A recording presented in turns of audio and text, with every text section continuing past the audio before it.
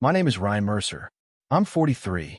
People don't usually remember the quiet guy at the table, and I never minded that. I built a life on staying under the radar, which, oddly enough, became my strength. I was the kind of man who wore navy sweaters in a room full of suits and didn't speak unless I had something real to say. You learn a lot that way. You hear what others miss. I met Olivia when I was 27. She was the kind of woman who made a room tilt. Smart, confident, magnetic. She worked in marketing back then. Could sell sand to a desert. I was working long hours at a mid-sized logistics firm, slowly learning the ropes while also building something on the side, something I kept quiet. She liked that I was simple, that I listened, that I wasn't in-your-face flashy like her exes. That's what she said, anyway. She said I made her feel safe. I asked her to marry me after 2 years.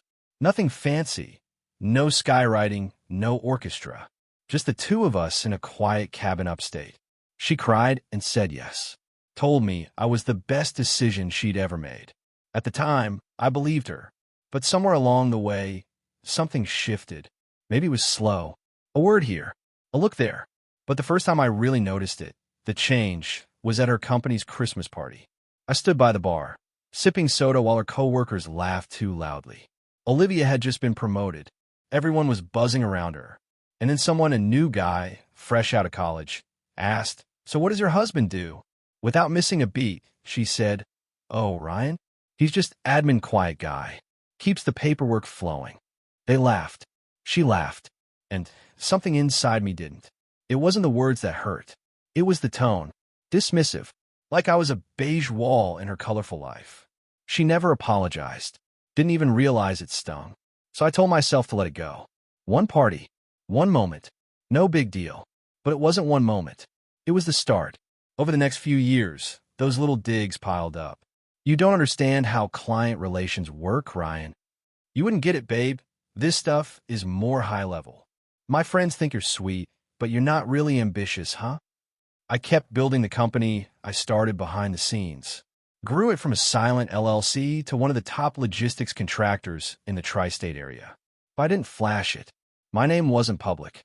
I didn't post about deals or cars or any of that. I kept it quiet because I liked it that way. And also, if I'm being honest, I wanted to see who stayed when they didn't know what I was worth. Olivia never asked. She assumed I stayed where I started. Just admin. Then came the 15-year gala. Our company was celebrating a major anniversary, 15 years strong. The board wanted something big. We rented out the rooftop of a downtown hotel, brought in a jazz band, catered everything. I didn't want to speak, but they insisted. Said it was time. I didn't know Olivia would be there. I didn't know she remarried. She showed up arm in arm with a tall man in a deep navy suit. Confident. Slick. The type of guy who used his own reflection as a mirror. I spotted them from the upper level, where I stood with the event planner. At first, I froze.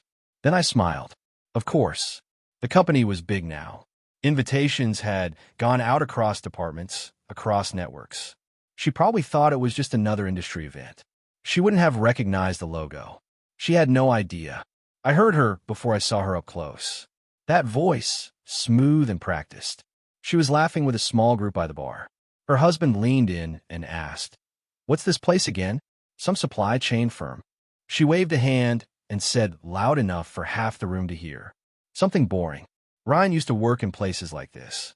I used to joke he was king of the paper clips. They laughed. I didn't. I walked up quietly. Nobody noticed. The music covered footsteps. Then I spoke. One word. And everything stopped. "Welcome," I said. Just that. One word. But it carried weight. Because I didn't say it like a guest. I said it like the host. Heads turned. Olivia's smile stalled mid-laugh. Her husband looked at me like I was a waiter who'd spoken out of turn. But a few people in the group recognized me. Their faces shifted first. I watched the confusion spark, spread, then ignite like wildfire.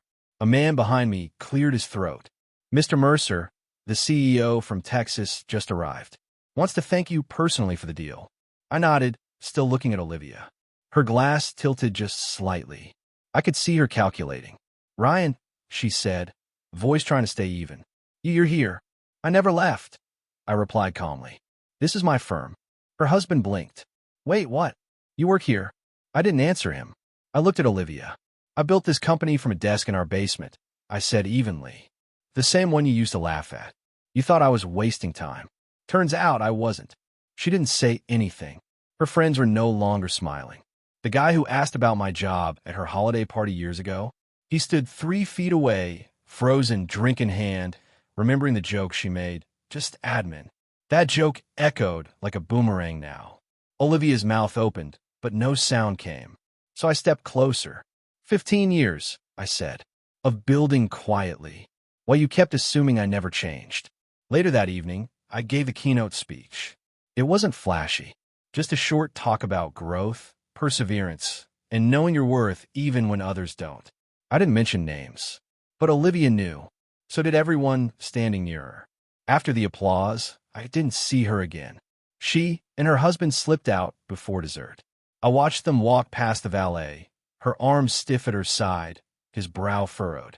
He'd figured out by then that she had no idea who I really was. That the man she mocked owned the building they were standing in. 4 days after that event, I expected her to reach out. An email, a message, anything. But she didn't. And that silence told me more than words ever could. She wasn't sorry. She was embarrassed. There's a difference. A few weeks later, I was invited to a charity gala.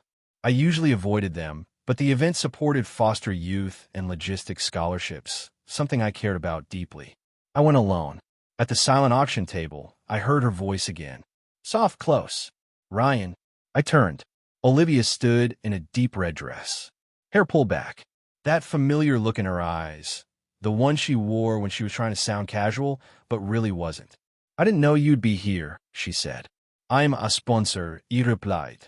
My company donated 3 trucks and 6 scholarships. Her mouth pressed into a line. I didn't know. I didn't realize how far you'd come. I tilted my head. I didn't go far. I stayed exactly where I was. You just stopped looking. That shut her up. She stepped closer. You have to understand, I never meant to mock me. I finished. Silence. I didn't mock you, Ryan. I didn't think. That's the point, Olivia. You didn't think. You assumed. She kept talking. She wanted to explain how things got complicated after we split. How her second marriage wasn't exactly what it seemed. How she missed the way I used to listen, used to care. But I wasn't listening this time. I was watching. Watching the way she twisted her ring. Watching the flicker of realization in her eyes. That the man she left for being too small had quietly grown into something she couldn't even touch. Not anymore. She touched my arm gently and said, Maybe we could grab coffee sometime. Just catch up.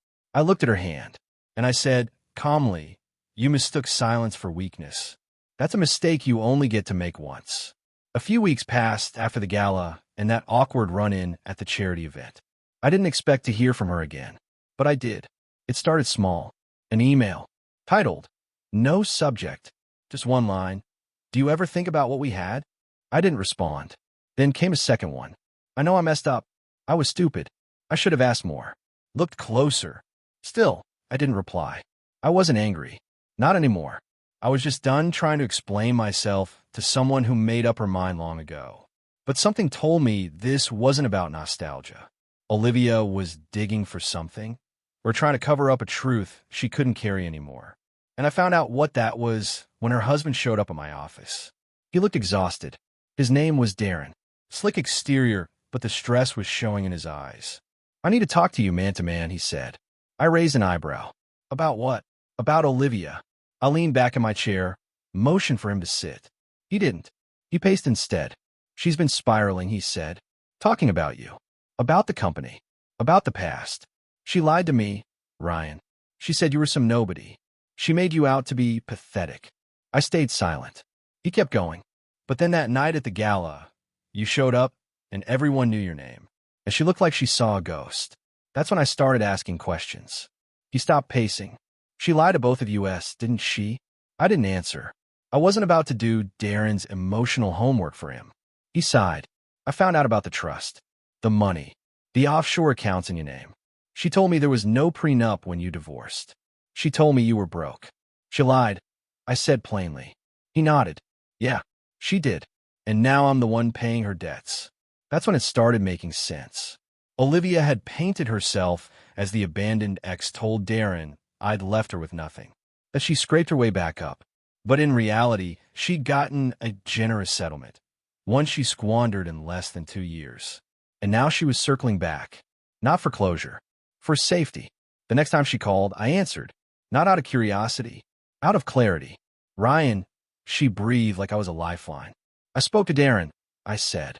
Silence.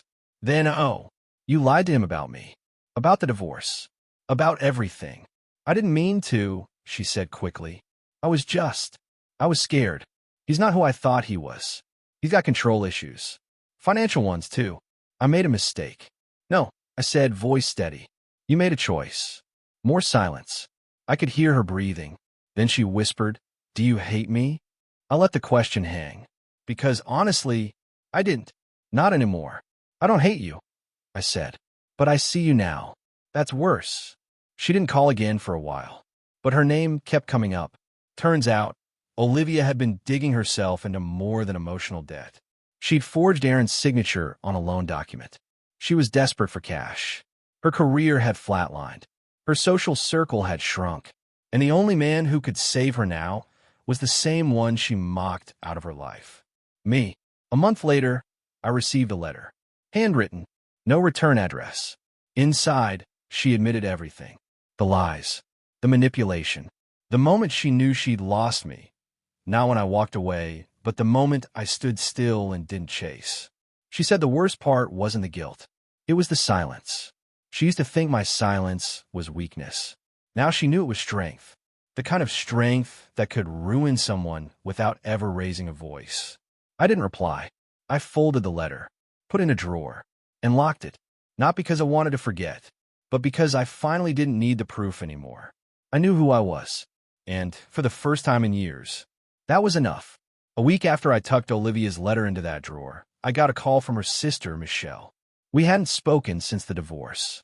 She was always the quieter one, less flashy, more grounded. The kind of person who notices things but rarely says them aloud. When I picked up, she didn't waste time. She's in trouble, Ryan. I stayed silent. She forged loan papers, maxed out a joint business card, and tried to shift the blame onto Darren. He's pressing charges. I didn't know what to say. I wasn't surprised, just tired. She said you might help, Michelle added. That made me laugh. Not out of cruelty, just disbelief.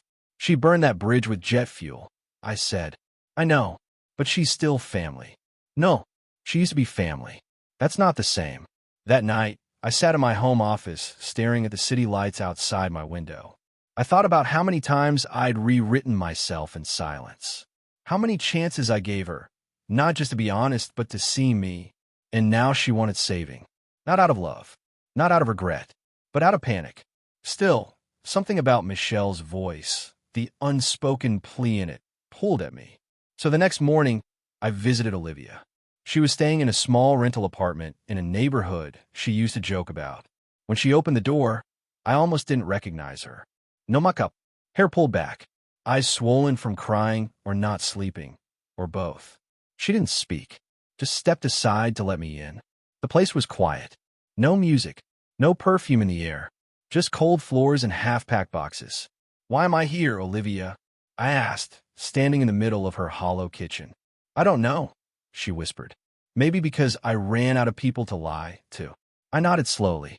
So what do you want from me now? She looked up, eyes glassy. Not money. I swear. I just need someone to tell the truth. I tilted my head. Truth about what? About me. To Darren. To the court. I need someone to say I'm not a criminal. That I'm not evil. That's not my job anymore. I know. But let me ask you something, I continued. Would you be standing here if Darren hadn't found out? If you weren't cornered? She looked away. That was all the answer I needed. I left her there, not angry, not vindictive, just clear. She'd always been the storm. I used to think I could anchor her. But some people don't want anchors. They want excuses. And I wasn't going to be one anymore. 2 days later, I got served a subpoena. Olivia had listed me as a character witness. That was bold, even for her. Her lawyer called it a strategic move, claiming my presence could soften the court's perception of her. I told him the truth. I'm not here to hurt her, But I won't lie either. Court came fast. The room was sterile cold. Darren sat stiffly on the other side. Olivia looked small at the defendant's table. All that sparkle now replaced with silent desperation. When I took the stand, I kept it honest. I was married to Olivia for over a decade, I said. She's charismatic, driven, and can light up a room. But she struggles with the truth.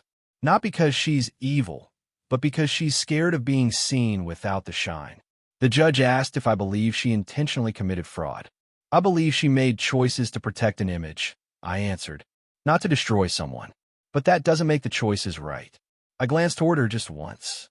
Her head was down. She was sentenced to probation and financial restitution. No jail, but a record that would follow her now. I walked out of that courtroom with a strange feeling. Not victory, not relief, just closure. The kind you don't expect, but desperately need. A week later, I got a letter. Same handwriting. This one didn't ask for anything. It just said, "You were always the better person, Ryan. I only wish I'd seen it when it still mattered. Thank you for telling the truth, even when I couldn't." There was no return address, just a single pressed flower inside. A month after the trial, I tried to return to life as usual. I focused on my company, caught up with old friends, started volunteering again at a local youth center on weekends. I even went on a couple of casual dates, nothing serious. I wasn't rushing into anything. After Olivia, I learned the value of stillness and silence. But the past has a funny way of looping back. Sometimes it doesn't come in the form of a phone call or a letter. Sometimes it knocks on your front door. Literally. It was a Thursday, early evening. I had just gotten back from the gym, towel over my shoulder when the buzzer rang. I opened the door. It took me a second to register her. Gray coat, wind-blown hair, sharp eyes I hadn't seen in nearly 2 decades. "Mrs. Levins?" I asked. She smiled faintly. "You remember me?" "Of course," I said. "You were Olivia's high school teacher." She nodded. "Creative writing. What are you doing here?" She stepped inside without waiting. Not rudely, just urgently. I wasn't sure I should come, but I read about the case. About Olivia. I kept seeing your name. She sat down like the weight of the years had finally caught up to her. "I have something you should know," she said. "Something I should have told you years ago." She reached into her bag and pulled out a yellowed manila folder. Inside were letters. Handwritten, dozens of them, all signed by Olivia.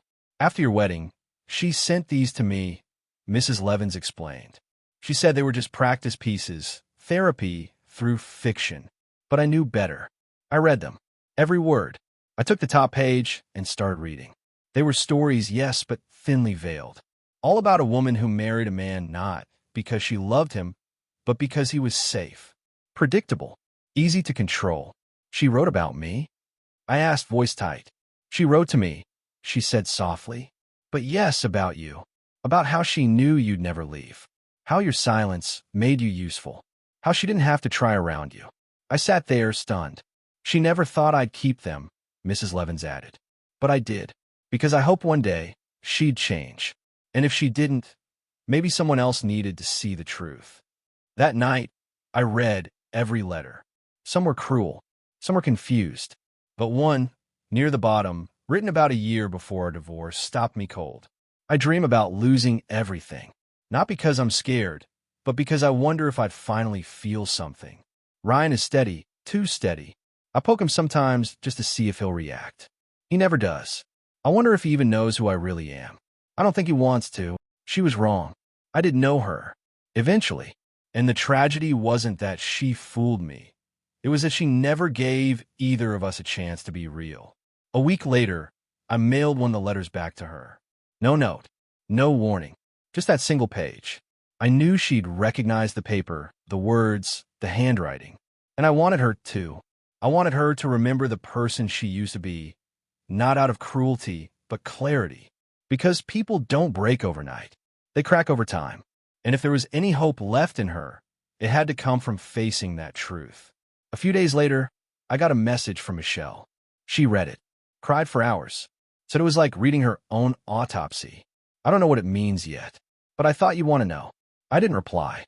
I just sat in my living room, looking out over the city, wondering if maybe this was what healing actually looked like. Not fireworks, not apologies, just finally seeing things clearly. 3 months passed.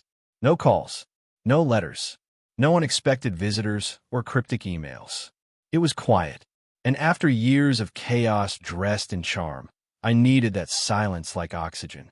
I kept working, kept building, spent more time with my niece and nephew, helped my old mentor transition into retirement, even started teaching a weekend class on small business scaling at a local college. Then one morning, I got an invitation. Cream-colored envelope. Embossed letters. Legacy Women's Luncheon, featuring Olivia Mercer. That stopped me. Legacy? I turned the card over. On the back was a handwritten note. Short. Simple. I'm not asking you to come, but I thought you should know I finally see the mirror.